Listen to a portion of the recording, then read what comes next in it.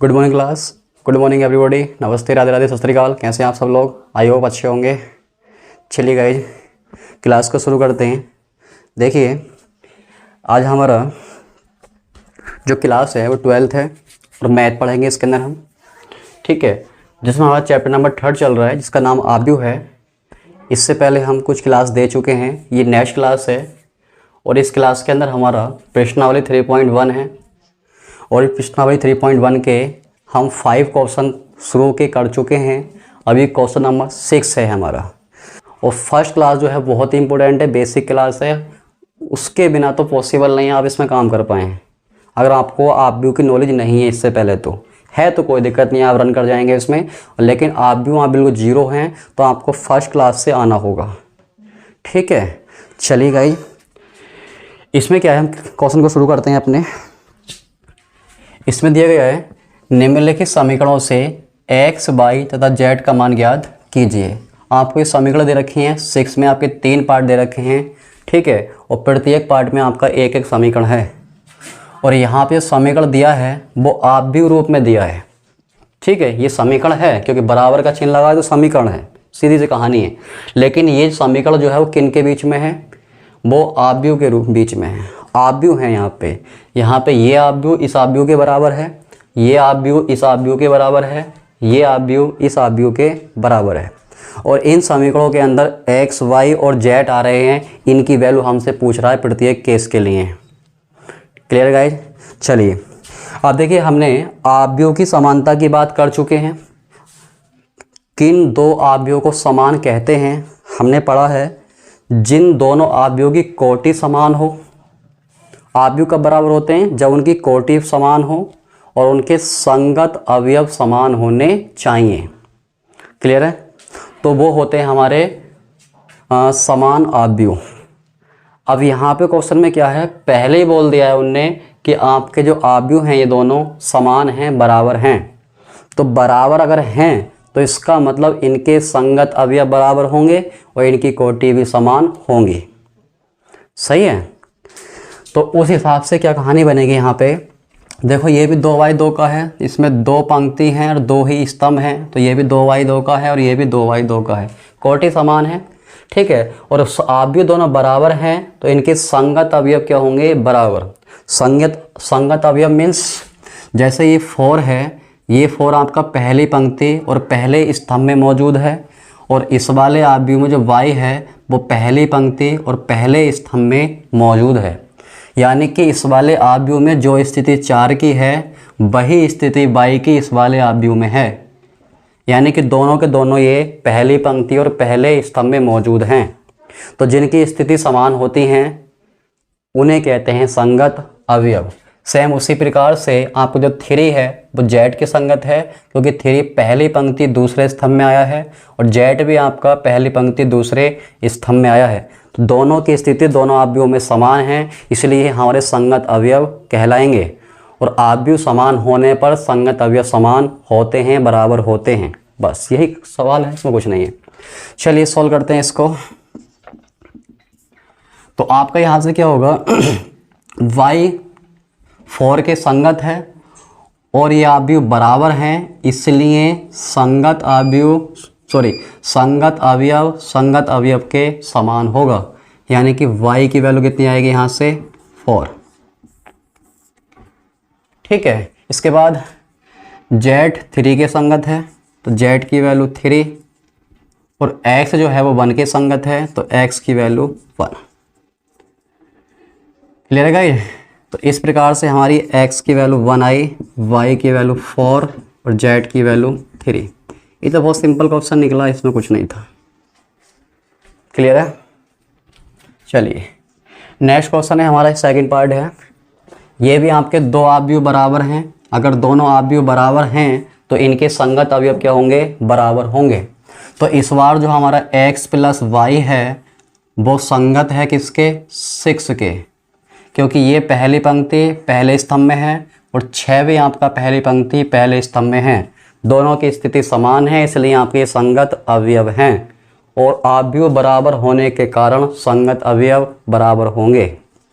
ठीक है, इसलिए आपका जो वैल्यू x प्लस वाई है वो इज इक्वल टू 6 हो जाएगा। ठीक है, अब देखो इसमें ना तो हमें x के वैल्यू पता है ना y की वैल्यू पता है, तो किसी एक की वैल्यू फाइंड आउट नहीं कर सकते, तो फिलहाल समीकरण मान के छोड़ देंगे।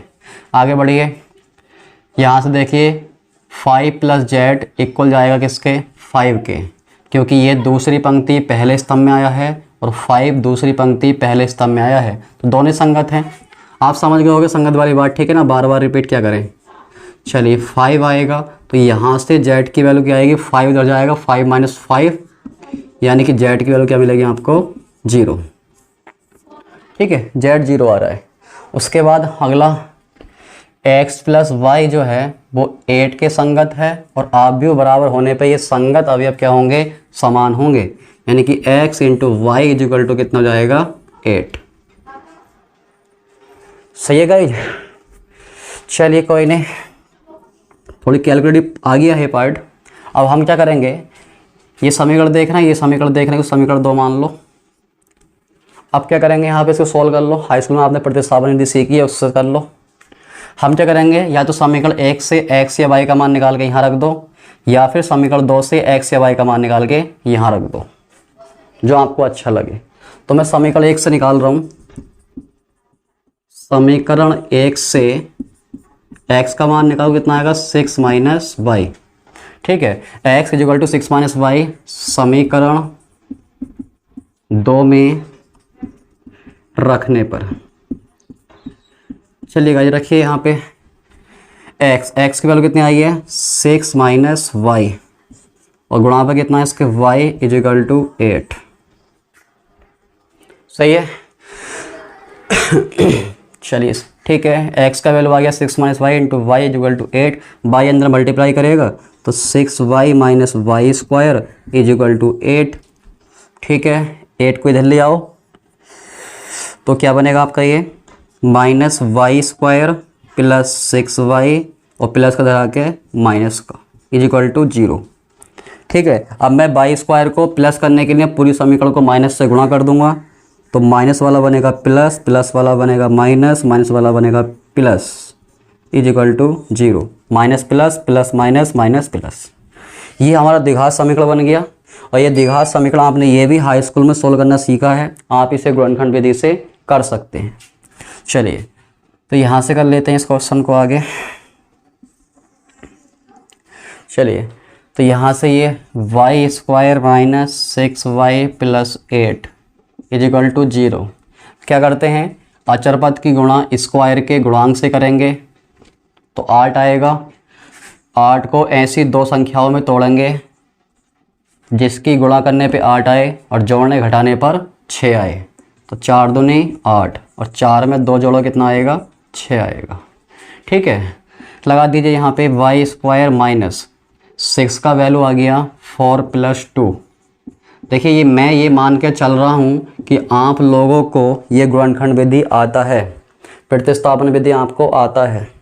ठीक है, ये मान के मैं क्वेश्चन करा रहा हूँ क्योंकि आपने हाई स्कूल में ये चीज़ें पढ़ी हैं। अब ये चीज़ें यहाँ बताएंगे तो हमारा सवाल तो गायब ही हो जाएगा। चलिए आगे क्या करेंगे, y square minus 4y minus plus minus 2y plus 8 is equal to 0। ठीक है, ये जोड़ा बनाएंगे, ये जोड़ा बनाएंगे। पहले जोड़े में से कितना कॉमन आ रहा है, केवल y आएगा तो y माइनस 4 बचेगा। दूसरे में से माइनस 2 आ रहा है तो y माइनस 4 बचेगा इज इक्वल टू 0। ठीक है, इन दोनों पदों में से आपका y माइनस 4 कॉमन आ रहा है तो बचेगा क्या, यहाँ से y बचेगा और यहाँ से माइनस 2 इज इक्वल टू 0। एक बार ये 0 और एक बार ये 0, तो यहाँ से finally y minus 4 is equal to 0 और y minus 2 is equal to 0। तो यहाँ से y की वैल्यू आएगी 4 और यहाँ से y की वैल्यू आएगी 2। तो इस प्रकार से आपकी y की वैल्यू 2 आ रही हैं, एक 2 है एक 4 है। ठीक है, अब ये y की वैल्यू 2 है तो x की वैल्यू कितनी जाएंगी आपकी, 2 हो जाएंगे। ठीक है, अभी जो y की वैल्यू है वो कहाँ लगा दो, समीकरण 1 में लगा दो। तो थोड़ा मैं डायरेक्ट करूँगा, समझने का प्रयास करना। y इज इक्वल टू 2,4 समीकरण 1 में रखने पर। ठीक है, पहले मैं 2 लगाऊंगा फिर 4 लगाऊंगा और डायरेक्ट इसका आंसर लिखूंगा। देखो x है, x प्लस वाई। अब y के स्थान पे आप कितना लगाओगे, 2 लगाओगे, तो x प्लस 2 बराबर 6, 2 उधर जाएगा, 6 माइनस 2 4 आएगा, यानी कि x की वैल्यू कितनी आएगी 4। और जब y की वैल्यू 4 लगाऊंगा तो उधर जाके 6 माइनस 4 2 बचेगा, तो x की वैल्यू कितनी आएगी 2। ठीक है, तो इस प्रकार से हमारी x की वैल्यू 2 है, y की वैल्यू 2 है और z की वैल्यू 1 है। Clear guys? चलिए, यानी कि इसका मतलब ये है, देखो एक समय पे जब y आपका 2 होगा तो x आपका 4 होगा, और जब आपका y 4 होगा उस समय पे आपका x 2 होगा। मतलब एक समय पे वैल्यू x एक ही होल्ड करेगा। समझ पा रहे हैं? जब एक समय पे आपकी x की वैल्यू 4, y की वैल्यू 2 होगी तो उस समय x कितना होल्ड कर रहा होगा 4, और अगले समय पे जब y आपका 4 होल्ड करेगा तो x कितना होल्ड करेगा 2। ऐसा नहीं हो सकता कि आपकी x की वैल्यू 2 भी है और 4 भी है। एक समय पे 2 वैल्यू नहीं हो सकती, मतलब एक अवयव की एक समय पे 2 वैल्यू नहीं हो सकती, x की 2 वैल्यू नहीं हो सकती। क्लियर है? इसलिए अगर आपका y 2 होल्ड करेगा तो x 4 होल्ड करेगा, और y 4 वैल्यू होगी तो x की वैल्यू तब कितनी होगी 2 होगी। इससे हम ये सीख पा रहे हैं। चलिए गए, आप इसका स्क्रीनशॉट ले सकते हैं।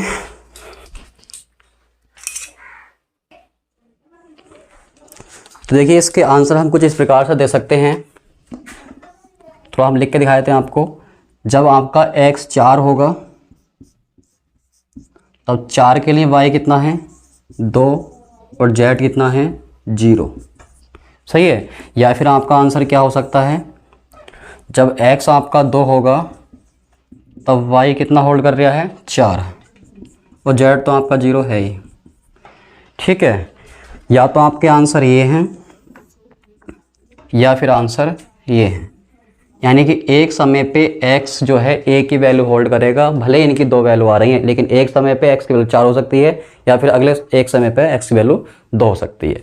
जब x 2 होगा तो x 4 होगा तो y 2 होगा, जब x 2 होगा तो y 4 होगा। ऐसा नहीं कह सकते कि x की 2 वैल्यू है, नहीं, एक समय पे।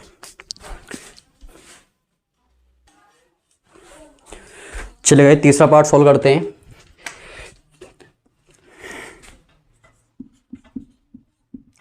तीसरे पार्ट में कहानी क्या है, इसमें इस बार ये पूरा एक अवयव है, ये पूरा एक अवयव है, ये पूरा एक अवयव है। ठीक है, यानी कि 3 पंक्ति हैं एक स्तंभ है, इसमें भी 3 पंक्ति हैं एक स्तंभ है, 3/1 का है। ठीक है, चलिए तो ये इसके संगत, ये इसके संगत, ये इसके संगत। संगत वाली बात आप समझ गए होंगे, इस बात को बार बार रिपीट नहीं करेंगे। x plus y plus Z is equal to 9। चलिए समीकरण 1 मान लेंगे, उसके बाद x plus Z is equal to 5, समीकरण 2 कह देंगे, y plus Z is equal to 7, समीकरण नंबर 3 कह देंगे। चलिए अब देखिए हम क्या करेंगे, इसको देखो जरा पहले समीकरण को। पहले समीकरण में क्या है, x plus y plus z है, और आप y प्लस जेड को देखो तो इसकी वैल्यू हमारे पास कितनी है 7 है। ठीक है, यानी कि दोनों का जो योग है वो कितना है 7 है, तो मैं इसको रिप्लेस कर सकता हूँ 7 से। ठीक है, तो हम लिखेंगे यहाँ पे समीकरण 2 से y प्लस जेड बराबर 7 समीकरण 1 में रखने पर। रखिए भाई, तो x प्लस इसकी वैल्यू कितनी आ गई 7 इज इक्वल टू 9, तो x कितना आ गया यहाँ से 2।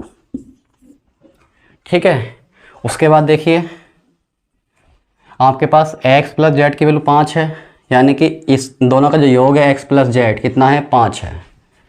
ठीक है, तो फिर से क्या करेंगे,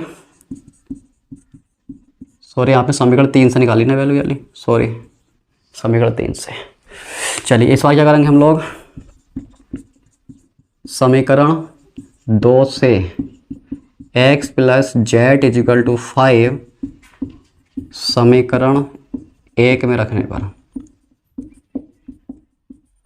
1 में लगाइए, तो इन दोनों का योग जो है वो कितना 5 है, तो y तो बच ही जाएगा, तो y प्लस इन दोनों का योग कितना हो गया 5 इज इक्वल टू 9, तो y कितना मिलेगा यहाँ से 5 तो जाकर माइनस करेगा 4 बचेगा।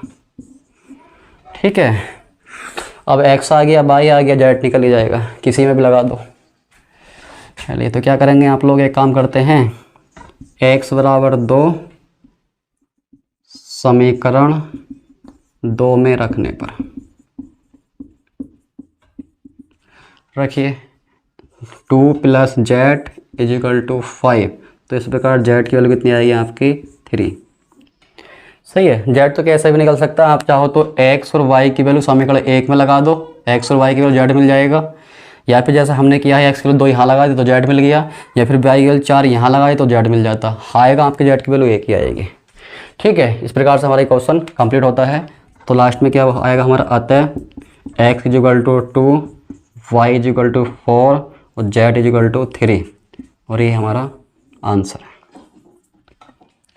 चलिए गए, आगे बढ़ते हैं नेक्स्ट क्वेश्चन पे।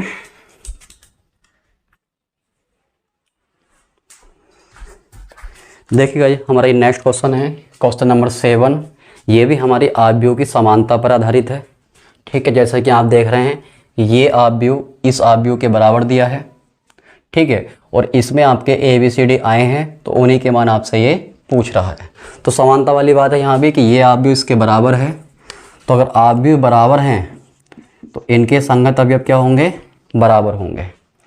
तो यहाँ पे ये बंदा किसके संगत होगा, a - b -1 के, यानी कि a - b = -1। अच्छा, कुछ नहीं मिलने वाला यहाँ से, समीकरण 1 मान लो। अगला इसको पकड़ लो चाहो तो, 2a - b किसके संगत होगा, 0 के। ठीक है, समीकरण 2। अगला 2a + c ये संगत होगा 5 के, = 5, समीकरण नंबर 3। नेक्स्ट 3c + d = 13, समीकरण नंबर 4। ठीक है, अब इनको सोल्व कर लेंगे, ABCD के मान निकल जाएंगे। तो देखिए समीकरण 1 और समीकरण 2 का देखिए, समीकरण 1 व 2 से समीकरण 1 क्या है, a - b = -1, और 2 क्या है, 2a - b = 0। ठीक है, तो देखिए अगर मैं इन समीकरणों को घटा दूं तो b कैंसिल हो जाएगा और हमारा समीकरण a पे पहुंच जाएगा, यानी कि वही विलोपन। हाई स्कूल में आपने विलोपन सीखा है, विलोपन लगा रहे हैं। तो क्या करेंगे, देखो यहाँ भी एक b है, यहाँ भी एक b है। ठीक है, और इसको काटने के लिए b को विलुप्त करना है, काटना है। तो ये कब कट सकता है, जब एक b प्लस का हो, दूसरा b माइनस का हो, यानी कि b प्लस दूसरा b माइनस, तो रिजल्ट क्या मिलेगा इसका, 0। जब रिजल्ट 0 आएगा तो इसको कैंसिल कर देते हैं, दोनों को काट देते हैं इस तरह से। ठीक है, तो यहाँ तो दोनों ही माइनस के हैं, तो एक को प्लस करने के लिए किसी एक समीकरण पे माइनस से गुणा कर देंगे। तो यहाँ करेंगे तो माइनस की प्लस से माइनस, माइनस की माइनस से प्लस, और यहाँ तो आपको क्या फ़र्क पड़ेगा, इसको कोई दिक्कत ही नहीं है। मतलब ऐसा कैसे हो रहा है आपका, घटाने पर। यहाँ आप ऐसे कर सकते हैं कि हम समीकरण 2 में से समीकरण 1 घटा रहे हैं, या फिर समीकरण 1 से समीकरण 2 घटाने पर, ऐसा भी कर सकते हैं, वही बात है ये भी। चलिए, तो यहाँ से क्या मिलेगा आपका, -2a + a माइनस a आएगा, और प्लस b - b 0 = ये तो 0 हो ही जाएगा, बचेगा कि आपका -1, माइनस से माइनस कैंसिल, a की वैल्यू आएगी 1। ठीक है, अभी जो a की वैल्यू 1 आई है वो समीकरण 1 या 2 में लगा दो, b मिल जाएगा। तो a = 1 समीकरण 1 में रखने पर, तो लगाइए यहाँ पे, तो a की वैल्यू 1 -b = -1, तो यहाँ से -b = -1 प्लस का उधर जाके माइनस, तो -b = -2, माइनस से माइनस कटेगा, तो फाइनली v की वैल्यू कितनी आएगी आपकी, 2 आएगी। ठीक है, तो इस प्रकार से आप देख रहे हैं v की वैल्यू हमारी 2 आई। चलिए अब c और d की बारी है। तो समीकरण 3 को देखिए, समीकरण 3 में आपका अगर a की वैल्यू हमारे पास है, a की वैल्यू 1 रखने से c मिल जाएगा। चलिए तो लिखेंगे a = 1 समीकरण 3 में रखने पर या प्रतिस्थापित करने पर, तो 2 × 1 + c = 5, तो c की वैल्यू सीधी क्या आएगी, 3। 2 1 ना 2, 2 जाकर माइनस करेगा, 5 - 2 3 बचेगा। ठीक है, c आ गया। सी उठा के यहाँ लगा दो 4 में, डी मिल जाएगा। तो सी इक्वल टू 3 समीकरण 4 में रखने पर, 4 में पटक दो भाई इसको, टांगे वांगे पकड़ो इसको, उठा के मारो समीकरण 4 के अंदर। ठीक है, तो 3c, सी की वैल्यू कितनी है आपकी 3 plus d is equal to 13। तो यहाँ से d is equal to 13 minus 9 4 बचेगा। ठीक है, 13 माइनस 9, 9 4 13, 4 बचेगा। ठीक है, बस हो गए 16 हमारे। अतः ए का वैल्यू 1, बी का वैल्यू 2, सी का वैल्यू 3, डी का वैल्यू 4। क्या बात है सीरीज में 1 2 3 4। ये लीजिए यहाँ पर क्वेश्चन सॉल्व हुआ, स्क्रीनशॉट ले सकते हैं आप इसका। चलिए नेक्स्ट क्वेश्चन लेते हैं।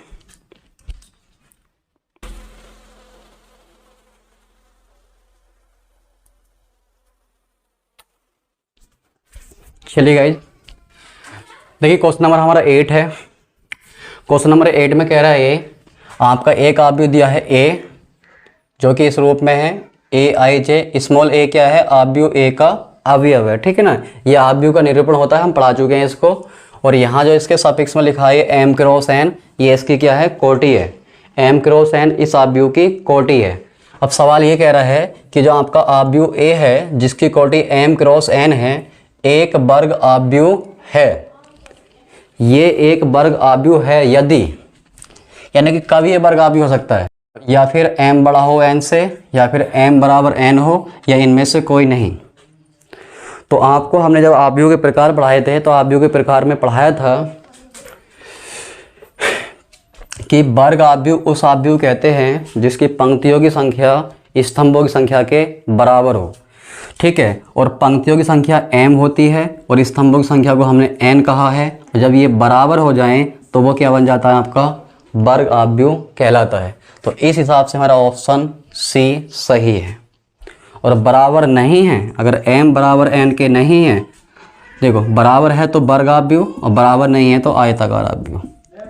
यही दो ही प्रकार के आव्यूह होते हैं, इन्हीं में हम खेल रहे होते हैं सब। तत्समक आव्यूह, अदिश आव्यूह, विकर्ण आव्यूह, जो भी चल रहा होता है सब इन्हीं में खेल रहे होते हैं।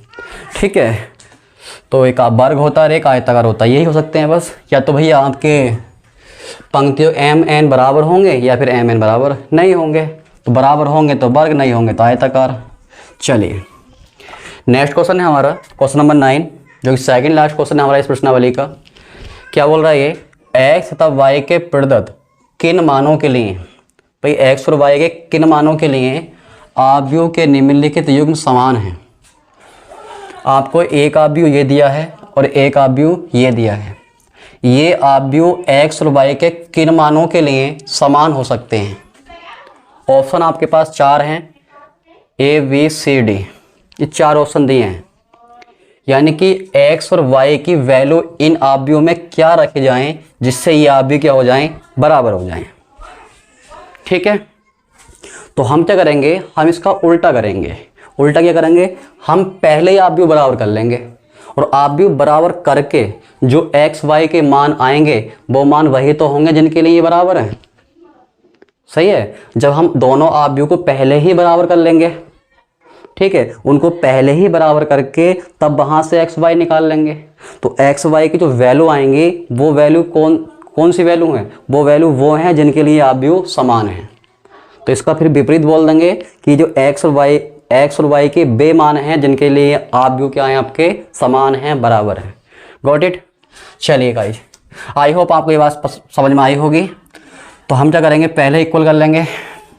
तो 3x + 7, दूसरा भी 5y + 1 2 - 3x, ठीक है, बराबर रख लेंगे 0 y - 2 8 4। चलिए निकालिए वैल्यू कितनी आएंगे। यहाँ से देखिए 3x + 7 = 0 आएगा, क्योंकि ये बंदा इसके संगत है, क्योंकि आव्यूह की समानता वाली बात लग रही है यहाँ पे। तो यहाँ से 3x = -7, x = -7/3। ठीक है, नेक्स्ट y + 1 = 8 कर सकते हैं। तो y + 1 = 8, तो y की वैल्यू यहाँ से कितनी आएगी, 7, +1 तो जाकर माइनस कर जाएगा 7। नेक्स्ट चलिए अब यहाँ से निकालिए ज़रा y की वैल्यू, यहाँ से y माइनस 2 किसके इक्वल होगा, 5 के। तो यहाँ से y इज इक्वल टू -2 इधर जाके +2 जाएगा, यानी कि 7 आएगा। ठीक है, तो आप क्या देख रहे हैं, आप देखो यहाँ पे y दो जगह दिए हैं, एक y यहाँ दिया, एक y यहाँ दिया, दो जगह दिया हो, तीन जगह दिया हो, लेकिन अगर ये आप भी आपका समान होगा तो एक समय पे y की वैल्यू एक ही हो सकती है, जो कि देखो 7 आ रही है। आप यहाँ से निकालें y की वैल्यू या यहाँ से निकालें, क्या आ रहा है, सेम आ रहा है, यानी कि एक टाइम पे आपका वैल्यू 7 होल्ड कर रहा है। चलिए x और देख लो भाई, यहाँ से हमने x की वैल्यू निकाली 0 आई, तो सॉरी -7/3 आई। अब यहाँ से अगर निकालें तो यही आनी चाहिए, तब तो ठीक है। चलिए, तो 2 - 3 इज इक्वल टू किसके होगा, 4 के। ठीक है, क्योंकि ये वाला अवयव इस वाले अवयव के संगत है। तो -3 इज इक्वल टू +2 उधर जाके माइनस हो जाएगा, तो प्लस का 2 बचेगा। ठीक है, फाइनली यहाँ से x इज इक्वल टू -2/3 आएगा। अब देखिए यहाँ पे क्या है, x दो वैल्यू होल्ड कर रहा है, -2/3 भी है और -7/3 भी है, लेकिन y की वैल्यू क्या है, केवल एक ही आ रही है। ठीक है, अब देखिए इन दोनों आव्यूह के बराबर होने के लिए, इन दोनों आव्यूह के बराबर होने के लिए एक टाइम पे x अपनी केवल एक वैल्यू होल्ड करेगा। जिस प्रकार से आपका y केवल एक वैल्यू होल्ड कर रहा है 7, उसी प्रकार से x भी आपका एक ही वैल्यू होल्ड कर सकता है, दूसरी वैल्यू होल्ड नहीं कर सकता। कहने का मतलब है कि इन आव्यूह के बराबर होने के लिए आप x कहीं से भी निकालें, इस वाले अवयव से निकालें, यहाँ से कहीं से भी निकालें, आपका x समान होना चाहिए। लेकिन यहाँ तो x समान है ही नहीं, अलग अलग आ रहे हैं। तो आपका ऑप्शन क्या होगा, ज्ञात करना संभव नहीं है, क्योंकि हम इसको ऑप्शन क्लिक नहीं कर सकते, क्योंकि यहाँ तो x की वैल्यू है ही नहीं जो आ रही है हमारी। ठीक है, यहाँ पे है देखो -2/3, लेकिन इस ऑप्शन को हम लेके नहीं जा सकते, क्योंकि ने ये कहा है कि जब y 7 है तब x इतना है, और y 7 होने पे x की वैल्यू 2 होल्ड कर रहा है। जब y 7 है इन आव्यूह के लिए तो x 2 वैल्यू होल्ड कर रहा है, लेकिन यहाँ पे तो एक वैल्यू है, तो ये ऑप्शन नहीं जाएगा। ठीक है, और x के तो ये तो आ ही नहीं रही है -1/3, तो ये हो ही नहीं सकता, क्योंकि y इसमें अलग है। तो ऑप्शन ये हो सकता था, ये वाला C, लेकिन x की 2 वैल्यू होने की वजह, क्योंकि y जब 7 है, जब y की एक वैल्यू है तो x भी अपनी एक ही वैल्यू होल्ड करेगा।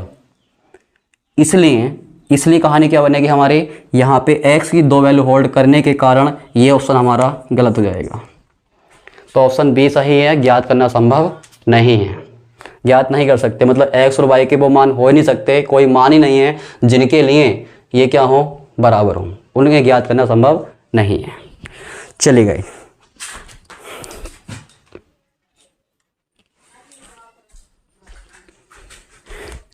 देखिए स्टूडेंट, ये हमारा इस प्रश्नावली का लास्ट क्वेश्चन है, क्वेश्चन नंबर 10। इसके साथ हमारी ये प्रश्नावली समाप्त हो जाएगी। चलिए देखते हैं क्या बोल रहा है क्वेश्चन। ऑब्जेक्टिव क्वेश्चन है ये भी हमारा। बोला गया है 3x3 कोटि के ऐसे आव्यूह की कुल कितनी संख्या होगी, आव्यूह की कुल कितनी संख्या होगी जिनकी प्रत्येक प्रविष्टि 0 या 1 है। यानी कि 3x3 कोटि के आव्यूह की संख्या कितनी हो सकती है जिनकी प्रत्येक प्रविष्टि क्या हो, 0 या 1 हो। ऐसे कितने आव्यूह बना सकते हैं आप लोग जिनकी प्रविष्टि या तो 0 होगी या फिर 1 होगी, और वो आव्यूह सभी के सभी आपके 3x3 कोटि के होने चाहिए। तो देखिए कैसे होल्ड करेंगे ये क्वेश्चन। कुछ आपका 11वीं क्लास के चैप्टर आपने पढ़ाई क्रमचय और संचय, उसी पर आधारित है, उसी से ही आपका क्वेश्चन होना है। चलिए, तो बहुत आसान है। तो देखिए अगर 3x3 की अगर बात करें आप भी, तो कुछ ऐसा बनेगा, जहाँ मैं ये डैश लगा रहा हूँ यहाँ पे कौन आएंगे, अवयव आएंगे। ठीक है ना, ये कोई 3x3 का कोई आप भी होगा। देखो 3 पंक्ति हैं और 3 इसमें स्तंभ हैं, और ये डैश जो बता रहा है मेरा वो इन आव्यूह की प्रविष्टि बता रहा है। प्रविष्टि मतलब अवयव। ठीक है, अवयव कह सकते हैं या प्रविष्टि कह सकते हैं। अब देखिए यहाँ पे क्या है, हमारे पास 3x3 में कितने चॉइस हैं हमारे पास, मतलब कितने ऑप्शन हैं, 1 2 3 4 5 6 7 8 9, 9 है। अब पहले वाले में हमारे देखो कितने चॉइस रहेंगी, पहले में यहाँ पे 0 हो सकता है या फिर 1 हो सकता है। सेम इसी प्रकार से यहाँ भी 0 या फिर 1 हो सकता है, इसमें भी आपका 0 या 1 हो सकता है। ठीक है। इस प्रकार से जितने भी हमारे ये 9 के 9 ऑप्शन है हमारे पास, जो टोटल चॉइस है टोटल, वो कितनी है 9। ठीक है, खैर आप ऐसे समझिए इस क्वेश्चन को, ऐसे समझिए आपके यहाँ पे 9 अवयव हैं।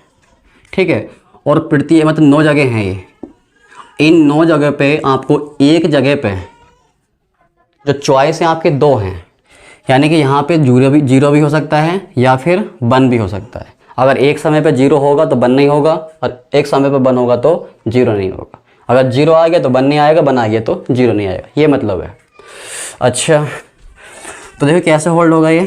हमारे पास टोटल कितने हैं, टोटल चॉइस कितनी है 9, मतलब 9 जगह हैं हमारे पास जहां हम अपने प्रविष्टि या अवयव को रख सकते हैं। 9 जगह हैं। तो इस प्रकार से आप 11वीं क्लास में 9 बॉक्स बनाते हैं इस तरह से, 1 2, तो सिंपल मैं ऐसे बना दूं, 1 2 3 4 5 6 7 8 9, 1 2 3 4 5 6 7 8 9, 9 ऑप्शन है ना भी हमारे पास, 1 2 3 4 5 6 7 8 9, 9 जगह है हमारे पास। तो 9 अपने बॉक्स बना लिए। ठीक है, अब देखो पहले बॉक्स में कितने ऑप्शन है, कितनी चॉइस है हमारे पास। पहले वाले में 2 चॉइस हैं, या तो 0 रख सकते हो इसमें या फिर 1 रख सकते हो। पहले बॉक्स को भरने के लिए 0 आ सकता है या फिर 1 आ सकता है, यानी कि पहले वाले बॉक्स के लिए, पहले वाले स्थान के लिए आपके पास 2 चॉइस हैं, यानी कि 0 होगा या 1 होगा, यानी कि 2 चॉइस हैं। अगले वाले में भी देखो 2 ही चॉइस हैं, अगले वाले में भी 2 हैं, अगले में भी 2 हैं, अगले में भी 2, अगले में भी 2, अगले में भी 2, अगले में भी 2, अगले में 2, यानी कि हर बॉक्स को भरने के लिए आपके पास कितने चॉइस हैं, 2 चॉइस हैं। ठीक है, टोटल आपके पास 9 जगह हैं, और प्रत्येक जगह पे आप, प्रत्येक बॉक्स में या प्रत्येक जगह पे आप कितने अवयव रख सकते हैं, 2 चॉइस हैं। एक समय पे एक रहेगा लेकिन चॉइस 2 हैं। अगर 0 आ गया तो 1 नहीं आएगा, 1 आ गया तो 0 नहीं आएगा। ठीक है, तो आप 0 वाले भी हो सकते हैं, 1 वाले हो सकते हैं, इस तरह से। अब इसमें जितने भी आपके बॉक्स में संख्या लिखी है इनकी आपस में गुणा कर देनी होती है। जब इनकी गुणा करोगे तो कितना आएगा ये, 1 2 3 4 5 6 7 8 9, यानी कि 2 की 9 बार गुणा होगी, 2 गुणा 2 गुणा 2 गुणा 2। ठीक है, 2 गुणा 2 गुणा 2 गुणा 2, ऐसे होते कितनी बार, 9 बार आएगा। और सिंपल आप इसको क्या लिख सकते हो, 2 की पावर 9, 2 की पावर 9, और 2 की पावर 9 जब सॉल्व होगा तो आंसर आएगा 512। ठीक है, ऑप्शन डी। Clear guys. अब देखिए इस क्वेश्चन को, एक क्वेश्चन मैं इसी के हिसाब से कोई एक क्वेश्चन बता रहा हूँ दूसरा, जिससे आपको ज़्यादा क्लियर हो जाए। देखिए मान लीजिए आपके पास क्या है इस बार, ये 2/2 का कोई आव्यूह है, 2 क्रॉस 2 का कोई ये आव्यूह है। अब आपके पास क्या हो, पहली जगह आपके पास ऑप्शन हो कि आप यहाँ पे 0 रख सकते हैं, या फिर 2 लगा सकते हैं, या फिर 3। ठीक है, यहाँ आप केवल क्या रख सकते हैं, 0 लगा सकते हैं या फिर 2 लगा सकते हैं। यहाँ पे 0 लगा सकते हैं या फिर 3 लगा सकते हैं, यहाँ पे 2 लगा सकते हैं या फिर 3 लगा सकते हैं। मतलब यहाँ पे आपका 0 भी आ सकता है, 2 भी आ सकता है, 3 भी। एक बार में 0 आएगा, ठीक है, तो अगली बार में 2, अगली बार में 3। इस तरह से आप, मतलब इस तरह के आप भी बना सकते हैं। जैसे 0 आ गया यहाँ पे तो अगले वाले में 0 हो सकता है, यहाँ 0, यहाँ 2 हो सकता है, ये एक आप भी बनेगा। अगले समय हो सकता है यहाँ पे 2 हो, अगले में 0 हो, यहाँ भी 0 हो, और यहाँ भी 2 हो, तो आप भी तो देखो अलग हो गया, केवल एक को चेंज करना है। अगले टाइम पे यहाँ 3 हो जाए, बाकी सेम रहे, ये अगला आप भी हो गया। ऐसे आप इसको सेम रख के इसको चेंज कर सकते हो। तो इस तरह की कहानियाँ हैं। तो ऐसे बहुत सारे आप भी 2/2 के बनेंगे। ठीक है, लेकिन हमको इस तरह बना के थोड़ी ना देखना है, हमें तो अपना यहाँ माइंड लगाना है, जो हमने सीखा है वो कॉन्सेप्ट लगाने हैं। तो भाई कितने हैं और टोटल ऑप्शन कितने हैं आपके पास, टोटल चॉइस 1 2 3 4, 4 बॉक्स बना लो। ठीक, 1 2 3 4। पहले बार में कितने चॉइस हैं आपके पास, टोटल 3 चॉइस हैं। अगले बार में कितनी चॉइस हैं, 2। अगली बार में 2, अगली बार में 2, कर दो गुणा, 2 गुणा 2, ये 3 दूनी 6, 6 दूनी 12, 12 दूनी 24। तो ऐसे 24 आव्यूह संभव है। ठीक है, इस प्रकार से कुछ है। आई होप आपको हमारा ये क्लास पसंद आया होगा और क्लास को हम यहीं पे फिनिश करेंगे अपने।